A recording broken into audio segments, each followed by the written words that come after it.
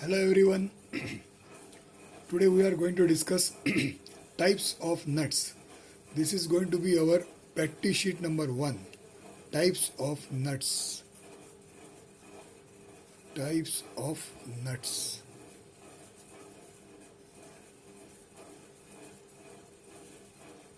Types of nuts. As you can see here, what we are going to learn here is this is first of all freehand work. So we are going to draw everything whatever is shown here in the form of a freehand.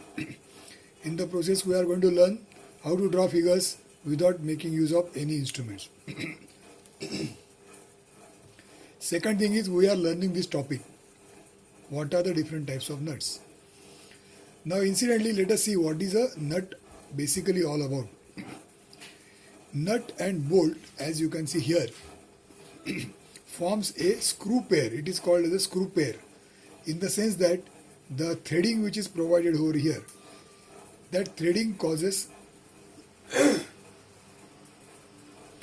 because of this threading, this nut bolt combination is forming a screw pair and it is used for the purpose of clamping. So as you see here, this part has got hexagonal head and there is a threading on this side. This part is only hexagonal head with a hole, and inside the hole there is a threading. So nut has got internal threading, bolt has got external threading. At the moment this arrangement is shown in isometric figure. Now the same arrangement is shown here in the assembled condition. Now these two parts, which you can distinguish by the section lines, these two parts are fitted to each other, they are tied to each other with the help of nut bolt. Out of that, as you see here, the bolt has come from below like this, and once the bolt is put from here, the threaded part of the bolt comes out from the hole. As you can see here, the threading starts from here, and then from here onwards the threading is visible outside the hole. Some part of threading is still there inside the hole, which is important. It should be important. It is important because to some extent it has to remain inside the hole. Then this part is a nut which is engaged with the threading of the bolt, so that this nut and the bolt together, when you clamp by making use of the hexagonal shape here and a spanner, you will be able to clamp. Now when you clamp, what happens is this threading is entered into the threading of the bolt. Threading of the nut travels down, so it travels down like this into the threading of the bolt. That means the nut moves down and it is pulling the bolt up. So bolt is pulled up, nut is going down, and as a result the firm clamping of these two parts takes place. Now this is the basic principle of any nut bolt joint. So whenever a nut bolt is used for the purpose of clamping, this is what happens every time. Now our job here is to see the different types of nuts, and another thing what we are also going to learn here is how the shape of the nut or the bolt head is made up of. You can see here, this is the head of the bolt, this is the head of the nut, this is the head of the bolt, same, this is the head of the nut. So these views are same for nut or for bolt. Our job also is to find out what is the geometry which is associated with this kind of a figure. So as you see here, one nut is shown. The head of the bolt, that means this part, is also looking similar. Only thing is, in the case of nut, there is a hole and there is a threading. In the case of a bolt, there is a solid head and then there is a rod here called as a shank, and after that there is a threading. Now let us concentrate on how this head is to be drawn. As you can see here, the head, the nut here or the head of the bolt, both are drawn here by a particular kind of a geometrical arrangement. Now let us learn how this is done, because everywhere we are going to draw, wherever we are going to draw hexagonal nut or hexagonal bolt, that time we are supposed to know what kind of geometry is involved here. Now as you see here, how this particular nut is formed, you can see this hexagonal shape. What is the shape, name of this shape? This shape is a hexagonal prism. Now earlier you must have learned the meaning of a prism. What is a prism? So like that, this is a hexagonal prism. It has got 6 sides, and then these are the vertical surfaces, which are basically they are rectangular surfaces when it is a hexagonal prism. But at the moment what is done is, the lower end of the hexagonal prism, it is having 90 degree angle here, but the upper end is not like that, because this hexagonal prism is cut in a particular manner. As you see here, you can see here, look at this much part. Try to concentrate on this much part like a triangle. So this triangular shaped part which is there everywhere at 6 places, what does this represent? This represent a cut that is taking place. That means what they have done is they have taken a hexagonal bar like this, and to that bar a cutting has been carried out. So suppose I draw a front view of this hexagonal prism like this. So in this direction when you look, then you will see this surface by its true shape, because it is perpendicular to the view, and these two surfaces are inclined. Now this front view is drawn here. You can see here, this is a front view drawn, and the top view is drawn here. So this hexagonal shape, these 6 sides, these are these 6 sides. So suppose I call this point as say 1, 2, 3 and 4 and 5, 6. Then this 1 is this 1. This 2 is this corner. This 3 is this corner. This is 4, and 5 and 6 are behind like this. Okay. So this is a hexagonal prism top view, and this is a hexagonal prism front view. Now what is done is, this hexagonal prism is cut like this by a cone. So as you see here, this conical shape is formed like this by way of some kind of a cutting action. So when this cutting action takes place, this hexagonal flat surface which is there, it is cut like this, and as a result it is getting some kind of a curvature like this. So as you can see here, this curvature has formed because hexagonal prism is cut by a conical cutter. Now the best example to understand this is, look at this pencil which is there in my hand. Now this pencil also has got, as you see here, it has got a hexagonal shape. So this hexagonal prism of a nut is same as hexagonal shape of this pencil, because this is also hexagonal prism. Now this prism, that is a pencil, whenever you cut in the form of by some kind of a sharpener, then the sharpener has got a conical shape like this. Now because of the conical shape of the sharpener, you are cutting the hexagonal pencil like this, and as a result, as you can see here, this kind of a curvature, this you can see anytime, such kind of curvature is formed. Now this particular pencil is sharpened by manual method, so the curvature has not come to that extent. But if you see anytime a pencil which is sharpened by a sharpener, then you will find such kind of curvatures over here. Now the curvatures which you observe over here at this place, these curvatures are similar curvatures which have formed on this nut. So this curvature what you are supposed to draw, they are the curvatures like this pencil curvatures which is caused by the sharpener. Now what is the geometry involved here?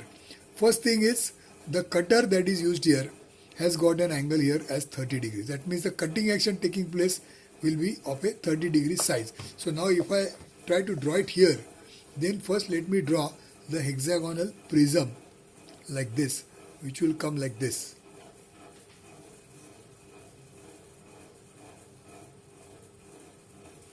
This is the hexagonal prism, and when you draw it here,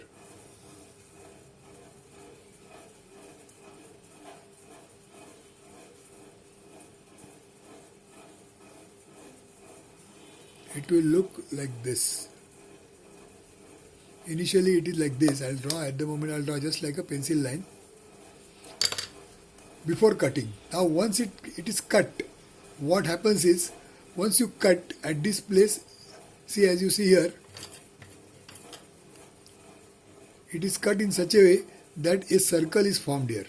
Okay, it is not cut completely. See, the cut is not like this, it is here. So from this point to this point, there is a circular shape, as you can see here. So that circle is called as the chamfer circle. Where is the circle located? As you see here, there is a circle which is fitted exactly inside the hexagon. So inside this hexagon, suppose I draw a circle like this, which is fitted inside, it's called inscribed.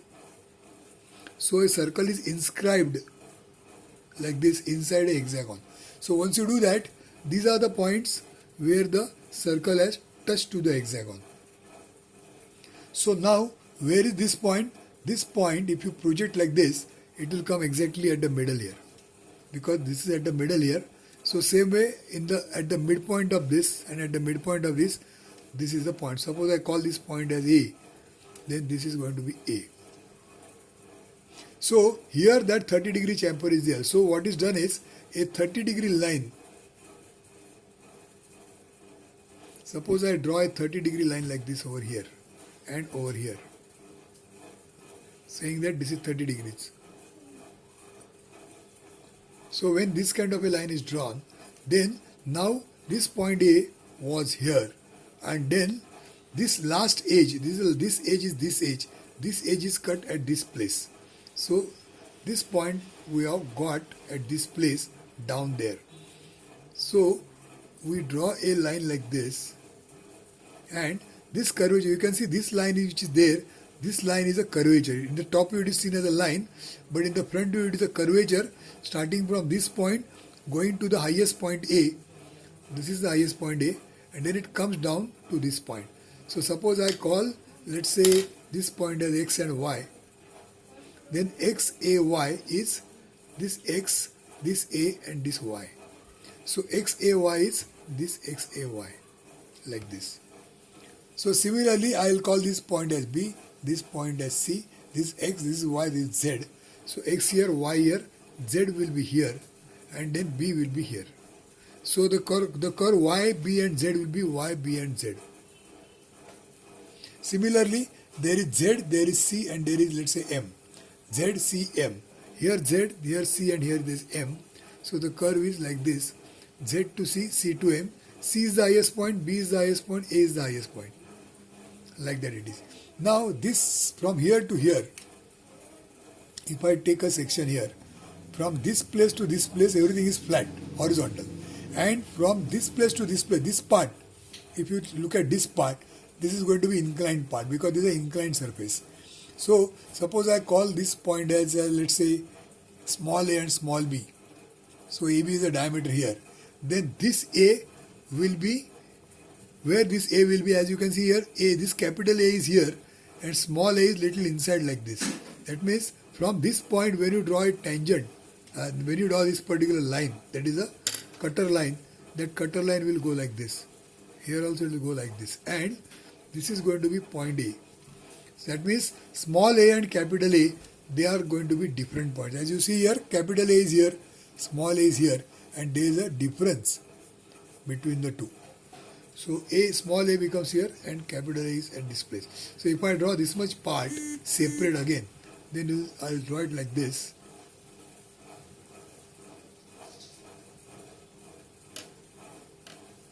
So this is capital A, this is small a, this is X, and this is Y. So the shape is going to be like this. So what I am just trying to tell you here is, whenever we are going to draw this hexagonal nut, then the front view of the hexagon, where this kind of curves are shown, you have to draw these curves. You can draw these curves by freehand, but the most important thing is keep in mind the presence of point A. This point A is extremely important. Make a note of presence of point A. That means when you draw this shape like this top point is different and A is different. That means this horizontal line which you draw, that line should go beyond this curvature, and when it reaches to point A, then it comes down forming a 30-degree angle over here. So all these nuts, if you see, they are drawn, you can see this kind of a small triangular shape has formed in these corners everywhere. So when we go further, now this is a very small figure, so it is not seen, but that is the correct way of drawing a hexagonal nut. So this becomes a front view. How do you draw the side view? Side view means when you see in this direction. Now when you see in this direction, this kind of 30-degree inclination will not be seen, because when you see in this direction, these are the ends. So when I draw the side view, at that time, it is not shown here anywhere. But when you draw the side view, you are going to see only two surfaces. One is this surface, other is this surface. When you are seeing the front view, you are seeing 1, 2 and 3, three surfaces. 1, 2 and 3. When you see from the side, you will see surface number 1 and then you will see this surface. So when I draw a side view, suppose I draw it somewhere here. Side view should be drawn at the side, but now there is no space. So I will draw the side view just to represent how it looks like. So it will look like this. This is the middle part. like this, and then the curvature will look like this and like this. This line will not come. This will not be any line over there. So the shape of the side view of the nut will be like this. You can notice there is a 90-degree corner which is created here. Now which is this 90-degree corner?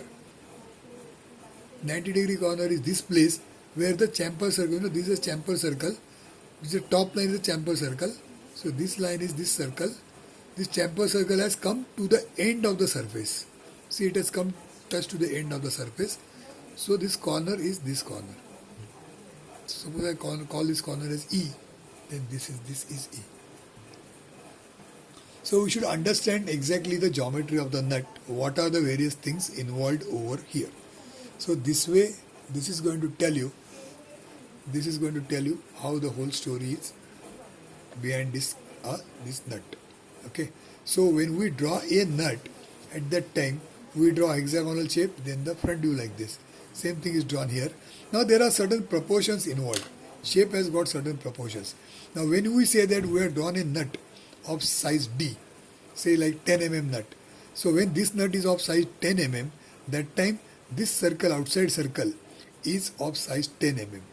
And it is shown by letter D. So if D is 10 mm, then the other sides, they are shown in terms of D. So as you see here, the distance between two lines, this flat surface, width of this flat surface, that comes exactly same as the size of the nut. So 10 mm nut, this diameter is 10 mm, this width is 10 mm. Then the length across the corner, from this corner to this corner, the length which is there, that comes exactly double of the thread size. So this becomes 2D. So if this is D, this becomes 2D. Which is quite obvious because it is a 30 degree. So 30 degree means this side is half of that. So D by 2 and D by 2. So D by 2, D by 2 and D. So that makes it 2D. Therefore it is 2D. Then there is a height. This height here it is shown as T, which is taken equal to D. So the size of the nut D is same as the thickness of the nut. And then there is a radius which is drawn here by some approximation. There is some proportion involved over there also, which is not written over here. So we are going to draw these curves by making use of all these proportions. The curvature should pass from these 3 points, these 3 points and these 3 points with a corner created at A. Keep all these things in mind when we draw a nut. So this is a description about hexagonal nut, how we have to draw. Now another thing to be noted for any threading is here. We are talking about a nut. Nut is a part which has got internal threading. So when we draw this convention for internal threading, I'll draw this nut again, and just to show you how the threading is shown. So this is a chamfer circle, which is fine. And suppose this is a circle, this is a nut of size 10, that means capital D is 10 mm. In that case, here we have to draw one circle which is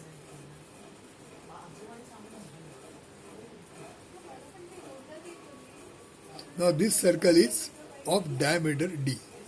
You will also notice that this circle is medium. Medium means not as dark as the outline. It is drawn slightly lighter. You can see even here also it is drawn slightly lighter. And it is incomplete. It is more than 3/4 and incomplete. Then you have to draw another circle which is a proper circle, which is inside this, and the diameter of this circle is normally 2 mm less. So in this case, diameter of this circle is going to be 8 mm. So 8 mm is full circle and it is dark also. And this circle 10 mm is medium and it is 3/4 incomplete. It is incomplete, only it is slightly more than 3/4 like that. So this is a convention for internal threading. Wherever internal threading is to be shown in the top view, then this is the way it is shown. Keep this in mind very, very well. Remember it very, very well. Okay. I'll draw front view also. Then we'll explain some more things. So when you draw this front view, which we have just now drawn,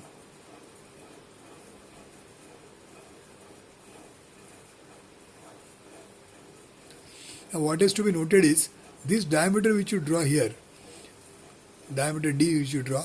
Inside there is a dotted line. Now this is normal, not drawn, but then this is the way it is. This is the line corresponding to this dark line. So this is the representation of a nut. This line is optional. So notice the incomplete line. Now how do you draw a bolt? Now when you draw a bolt, that time it has got external threading.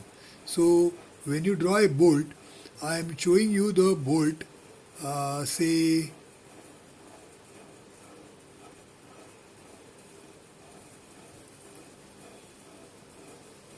like this, and then there is a shank like this, and after that there is a threading like this. This threading could be this way. So here you notice this is medium line, and this is the distance between these two is diameter 8, and this outside line, this is dark, and here it is 10 mm. And if you draw this view of the bolt for some reason, then how do you show this threading? Now here you show the threading like this. This is 10 mm dark and full,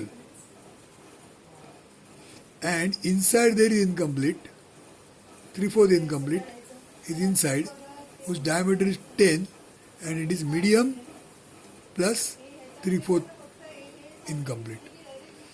So you will notice now that external threading like this, internal threading like this. What is the difference? External threading, in this case for a 10 mm bolt, external is 10 mm and dark, and internal is 3/4 plus, and it is 8 mm medium. Here it is opposite. External is 10 mm 3/4 medium, and internal is complete, and that is 8 mm. As you can see here, that is 8 mm. It is written here. Now how do you remember all this? Not at all complicated. Very, very easy to remember. What we think is, how do you think is like this? See, this is internal threading. That means this threading is like a groove. That is a groove that is cut like this. So if you see a nut from top like this, which part of the threading you will see? Suppose I show the threading like this. This is the threading. So when you see the threading from top, you will be able to see this size. This is going inside the groove. These corners are going inside the groove. So you are not going to see this size. This is 10 mm diameter, this is 8 mm diameter. This 10 mm diameter you cannot see from top because it has gone inside the groove. 8 mm diameter you can see. Therefore, whatever is seen is dark. Whatever is not seen, that is 3/4 incomplete. That is a simple thing you have to remember. So here 10 mm is